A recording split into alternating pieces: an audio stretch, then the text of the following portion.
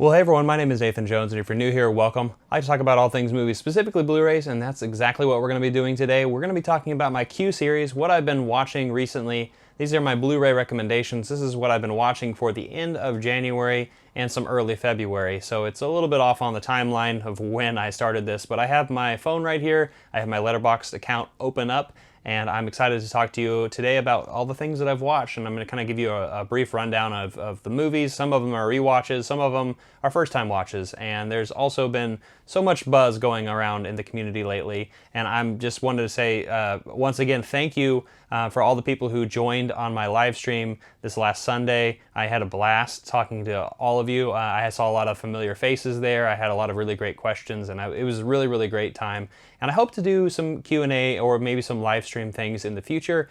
Just, keep your eyes peeled. Let me know in the comment section down below if you'd like to see more of that, because it was a lot of fun, and I maybe have a bug for it now. But anyway, today we're going to be doing my recommendations, and these are the things that I have been watching. And so let's just jump right into the end of January when I started watching the Coriada trilogy. Alright, so looking actually at my diary, it wasn't the end of January, it was kind of around the mid-January, so it's been a little bit since I've really updated something like this. But what I've been watching is the Coriada Family Values trilogy, 3 films by Hirokazu Coriada, which was actually recommended this to me by Chris Moen to watch it during this this new year, and I definitely am super happy that I did, and I was incredibly pleased by this trilogy. In fact, I watched I Wish, which I believe that I talked about in my last Q series, Like Father, Like Son, and After the Storm. Each of them are very, very different films, but also all centering, obviously, around family. And each of them are just as magical as you can expect it, and also very Japanese, right? Very cultural. And a lot of these things are a little bit related to Ozu. And I know that Coriada gets that a lot. But with the Ozu films that I have seen, I can see where some of this may be more of a contemporary, more lighthearted, more... I guess with Coriada, I think it's a little bit more on the contemporary side, or at least there's a slight influence, but he has his own touch, right? And so that's what I love about these films. So thinking back at these films, I would highly recommend the 3 of these. It's been a while since I've seen them, and I've watched a lot since then. But I want to say I Wish was my favorite film of the 3. Anytime you want to look at childhood imagination and see this family, these 2 brothers who in real life are brothers, are brought apart, coming together, I thought that was just really, really wonderful. Just them trying to longing for their family to be connected. I think that was really great. With Like Father, Like Son, this was a really interesting film, and correct me if I'm wrong, but I believe this film was about this swap, a mishap that happened between 2 families, and they accidentally swapped kids a nurse swapped the kids at birth, and so the parents are having to deal with this kid. I want to say is around 5 or 6 or 7 years old, and they've been living with the wrong parents for that time. So it's the process of them switching back, and the families dealing with that and not trusting each other, and one's kind of more of the lower class and one's more in the higher class. So it really deals with that dynamic, and I thought that was really interesting. And then After the Storm is the most recent film that I watched, and I really enjoyed this one too. It's about a reconnection to a father and a son. And I think this is really interesting because as somebody like me, my father and I have a really good relationship, and we've had nothing ever come across and apart from us. However, we've always had a hard time kind of getting along with some of the things that we've connected to, because a lot of our conversations are very passé and also very short and blunt. And so I could relate to some of this and feeling a little bit disheartened by, that I guess there's this invisible space between us, and I don't exactly know what that is. But yeah, this is a really fantastic trilogy. I think it's got a lot of laughs to it. It's got a lot of crying emotional power to it, and it's a lot of staying power. So this is an Arrow Academy release, and I highly recommend this one. This is a Region B release that I got, and I would highly recommend you get, if you have this, and you have a region free player, and if you're in the US, definitely pick this one up. It's a great trilogy. I'm really excited to watch more Coriada films. I haven't seen anything else besides this one, and one of the more recent films that he did shoplifters a few years back ago. But anyway, yeah, Family Values trilogy. Have you seen any Coriada films? Let me know in the comment section down below. Let's actually move on to a baseball film. So now we're going to talk about a baseball film that came out in 2016 and actually has two of my favorite actors of all time, and they're actually just in the supporting roles. Talking about the Phenom, and I'm talking about specifically Paul Giamatti and Ethan Hawke. Ethan Hawke is one of my favorite, actors of all time, and Paul Giamatti is just amazing in pretty much everything he's in. In fact, I'm going to talk about Paul Giamatti twice today, and I didn't even realize that he was in two of the movies that I watched recently as a supporting role. But yeah, this is a really great film. Johnny Simmons, who is the main character in this, is transitioning from high school to the major leagues, and he is just feeling all this pressure from Ethan Hawke, who is his father, who is really estranged from him. Paul Giamatti is one of his counselors, and it just kind of goes back in time. It got back and forth in the future, in the past, and it really just shows that struggle of somebody who is a really high prospect. He's scouted for the major leagues, and so he's really sought after. And it's also the relationship that Johnny Simmons has with his girlfriend, and that's on and off, and the people that he meets, and it's really crazy, and it just shows you I guess how fame and attention can really make somebody implode and destroy what their goal is. And it really is around the people that surround themselves with, like Ethan Hawke's character, obviously the father, and he's the one who's pushed him into this position of why he is the best, right? But also it's really destroyed a lot of his relationships with the people that he meets, and the life that he could leave, and it's all over the place. It's a really good film. I really enjoyed it. If you like baseball, it has a little bit of baseball in it, but it's more of a drama, and so that's what this film's mostly about. But the Phenom, it's a good movie, and I would recommend it. So now we're going to move on to a classic film from high school. We're going to move on to a classic 2004 film that I've seen countless times, and I believe is so fetch. I'm talking about Mean Girls. I actually needed a night with my roommate and his girlfriend. We just wanted to relax and watch something really stupid, and so we watched Mean Girls. It's been a while since I've seen this. In fact, many of you know this. I actually teach as well, and many of the times that I teach, I do bring up Regina George, or I bring up some kind of Mean Girls quote quite often, just to see if I can, relate to the students, which is funny because this came out in 2004, and most of my students were born, only a few years prior to this film. So it really has become a cult classic, and I guess a lot of people who are younger have also watched this movie, which is really cool. It's a really great film. I really enjoyed it. Lindsay Lohan, obviously in kind of the height of her stardom. Yeah, I mean, there's a lot to say about this film, because a lot of us have already seen this film, and it's just like one of those comfort watches that you can watch. It just really shows the dynamics of these high school cliques that may or may not exist in every school. For me, in high school, I was kind of an outcast. I was friends with literally everybody in every different group, I guess. But Mean Girls kind of spoke a little truth to that, I suppose. But there was no burn book, if anything like that. But it's a really fun movie. And it also has a really good, actually, Tina Fey wrote this, and she also stars in it. I forgot to mention that. Amanda Seyfried's in it as well. Rachel McAdams.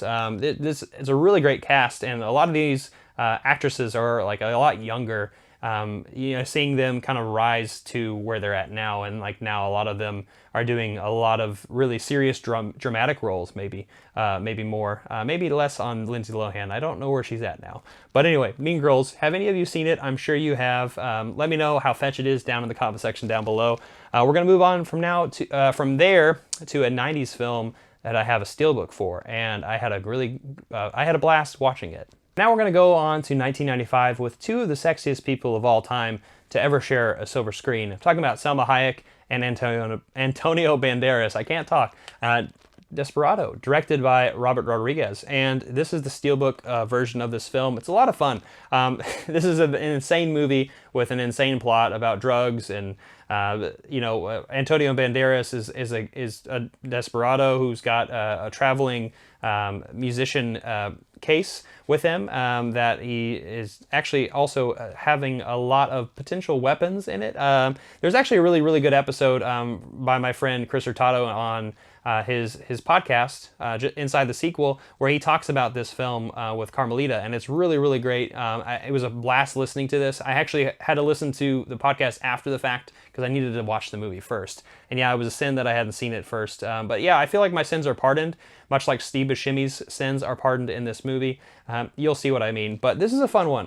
It's a shoot 'em up movie. It's very violent, hyper violent. Robert Rodriguez, I mean, it's what you expect from him. But I had a good time with this one, and I definitely recommend it. So if you are definitely wanting to turn your brain off and have a good time with really sexy people, definitely do yourself a favor, watch Desperado. All right, now it's time to trade in your machine gun from Desperado to get a holster and a pistol. We're going back to 1957 with Delmar Dave's 3:10 to Yuma. I was finally able to watch this movie. I've been wanting to watch this movie for so long. In fact, 7 years ago, I was in Sedona, Arizona, and I was on a tour with my mother, and we were looking out west, obviously, and looking at all the scenery, the red rocks, the beautiful canyons, and this beautiful landscape. And the tour guide mentioned that, you know, a lot of the scenes from 3:10 to Yuma were shot here. And obviously 7 years ago, I, in my mind, was thinking of the Russell Crowe, Christian Bale version, which is great, by the way, a great movie.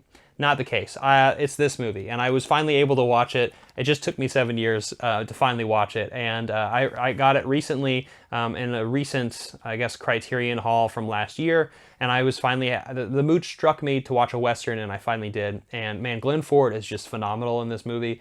It's just one of those movies that definitely lives up to its expectations and the hype. It's beautiful. It's a beautiful film, and it's also really gritty. And I think it's a good transition piece that you would get into the spaghetti Western films. And honestly, I would say the Westerns of the 50s, especially the late 50s, might be some of my favorite Westerns. Late 50s, early 60s. I think those might be my favorite. But anyway, 3:10 to Yuma, have you seen this one? I want to know in the comment section down below. So now we're going to move on to another Criterion, a comfort watch of mine, actually. All right, so moving on from 3:10 to Yuma, we're actually going to talk about another Criterion film. This time we're talking about The Grand Budapest Hotel, directed by Wes Anderson, and this came out in 2014. This is one of my favorite movies of that year, and you know what? This was actually the film that really changed my mind about Wes Anderson, because I had seen some of his movies in the past. I had watched Life Aquatic, and I've also watched Moonrise Kingdom, but they just never really clicked for me until this time. And then I finally watched this, and then I have actually since then had rewatched his catalog, and I've enjoyed pretty much every one of his films, you know, from Rushmore, Bottle Rocket at the very beginning, all the way up to Fantastic Mr. Fox, and most recently Isle of Dogs. But Grand Budapest Hotel has a special place in my heart. And you know what? I hadn't seen this Criterion edition yet, and I'm in love with this. This is an immaculate design. I think it's beautiful. I know people have probably already shown this to many people already, but I'm in love with all of this stuff that has come with this particular edition. And I was able to watch and listen to as well the audio commentary with Jeff Goldblum and Wes Anderson as well, and I thought that was a fantastic time. But anyway, I had a great time rewatching this one. This is definitely a comfort watch. It's going to be one of those films that I'm going to probably rewatch over and over and over again and never get tired of it. It's just probably, I would say it's the best film. It's the most Wes Anderson film there is, to me. And I think it's like combining all of his shticks, I suppose is what you would say, and you know, putting it all together into one very neat package. And I don't know, there's something about this movie that I love. The colors, obviously, the acting. This is filled with so many great actors. Oh my God. You already know if you haven't seen this one, but certainly if you haven't seen this one, give yourself a good time with this one, because it's like very slapstick as well. And Ralph Fiennes is one of my favorite people ever. But anyway, Grand Budapest Hotel. Have any of you seen it? Let me know in the comment section down below. Let's actually move on from here to another film. All right, so we're gonna do actually a little bit of a break away from films, and I actually wanna talk to you. I've recently been watching a lot of TV shows, and it all started with The Mandalorian. When The Mandalorian Season 2 came out, I wanted to watch more TV. I honestly have had more time to watch TV than I have watched movies, because, you know, I can watch an episode here or there. If I only have maybe 45-minute or an hour window time, and I don't really want to devote myself to a full-length feature. So what I have been rewatching is I've been rewatching Vikings. And so this is Vikings Season 5, Volume 2. This picks up right where Volume 1 kind of left off. I guess with Vikings, The last 3 seasons they've divided into 2 parts. I don't know why they did that, but I guess they're all connected in this weird way. But this is really great. This is Ragnars Sons. I don't know if any of you have actually watched Vikings, but I'm still in the thicket of it right now. I'm actually on season 6, part 1 now. But I watched part 2 of season 5, and I really, really enjoyed it. I love the exploits in England, figuring out what to deal with the Saxons over there, and also kind of the family squabbles that you're getting with Ragnars Sons. And I think it's really, really interesting, and also seeing the cruelty on all these different sides, and then seeing like Floki's character, and in Iceland with Edge, you know, Adam Copeland. I used to watch wrestling a lot. He's in this as well, and there's just a lot of really great fun stuff in this one, and it made me happy to rewatch this show, because it's been a while since I've seen it. So yeah, but if any of you have been following Vikings, I want to know down in the comment section down below. It's a fun show, and it's a show that I think History Channel, I guess History Channel, very much like TLC and a lot of the other kind of channels that are about learning, have probably shifted more towards entertaining things, probably just get viewership. But I remember back in the late 90s and early 2000s, looking over across the bay right now, I can see the history of Britain. I watched Barbarians. There was a lot of really great programs from the History Channel that would be 45 minutes long to an hour about different themes and topics going on, maybe the Middle Ages, maybe samurai. A lot of these things are really, really interesting to me, and there's a little bit of recreation, and some really great narration and historians kind of covering different aspects of it. And I miss that, but anyway, History Channel has hit a gold mine with Vikings, and the Blu-rays, I believe, are the only ones you can get when it comes to the unedited, like raw, insane stuff behind the scenes footage, where they can actually do a little bit more than what cable TV could tell you. But anyway, Vikings, have anyone seen it? Let's actually move on from here to Puxatawny Phil and whether or not he saw his shadow. You know what? Somehow I feel like I've seen this movie before.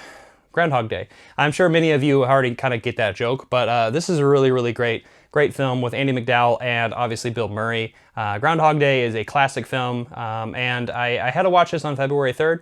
I actually kind of forgot that it was Groundhog Day, and somehow I was lucky enough to remember it by looking through Twitter, because somebody definitely mentioned it. I want to say Razor Wire Reviews, Luke, I think he mentioned something about it, and I was like, okay, I gotta watch that tonight after I get off work, because I believe I worked the entire day, and I had this as a mission when I wanted to get home from this. But yeah, I really enjoy this movie. It's a lot of fun, and I love how Bill Murray just kind of goes through the same scenario every single day, and kind of tackles it in a different way, but also like learns so much about himself, and is not so much of a piece of shit as he kind of starts off with in the film. I mean, most of you have probably already seen this movie, so you already know what this is. So this was a nice rewatch, and it was fun to kind of participate on a day that nobody really gives a shit about.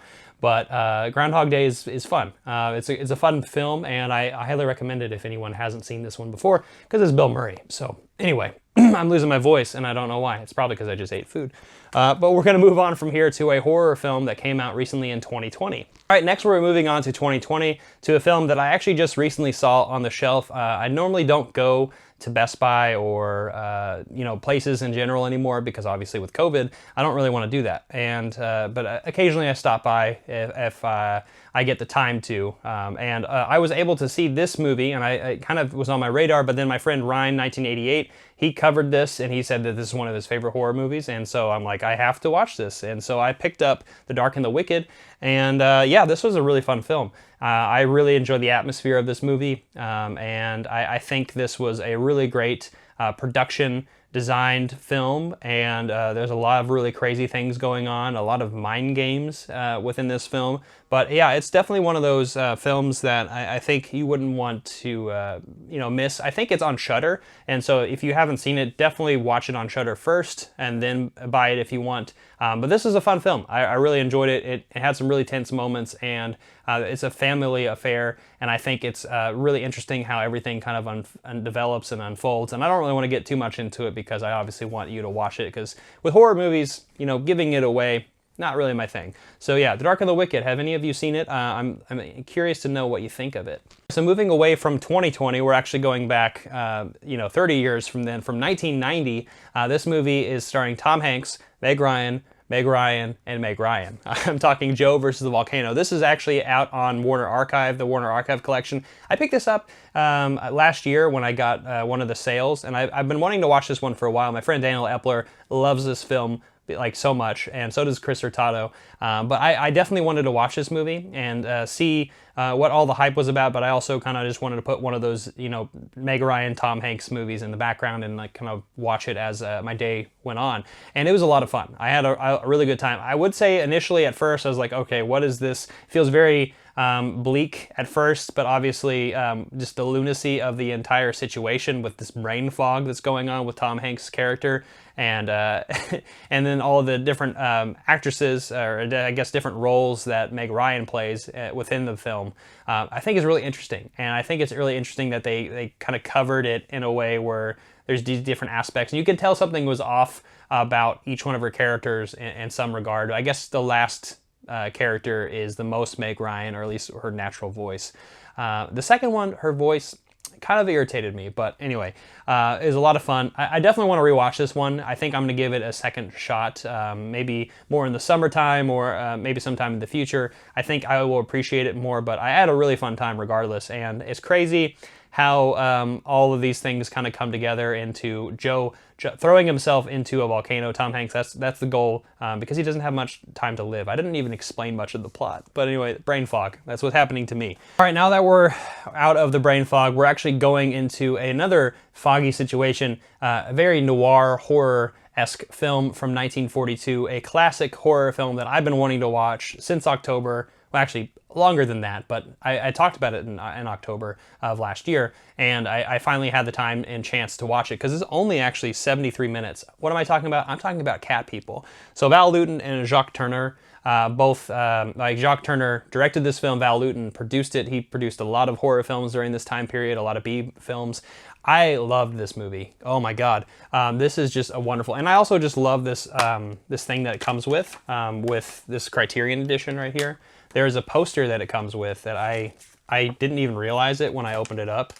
But yeah, there's a cat right there. And yeah, a panther, I suppose. But yeah, this is such a beautiful film. And there's some really scary moments in this movie. And honestly, I think overall, this is a movie that kind of transcends a lot of the Universal horror monsters at the time, because I believe The Wolfman just came out, you know, a year prior to this one.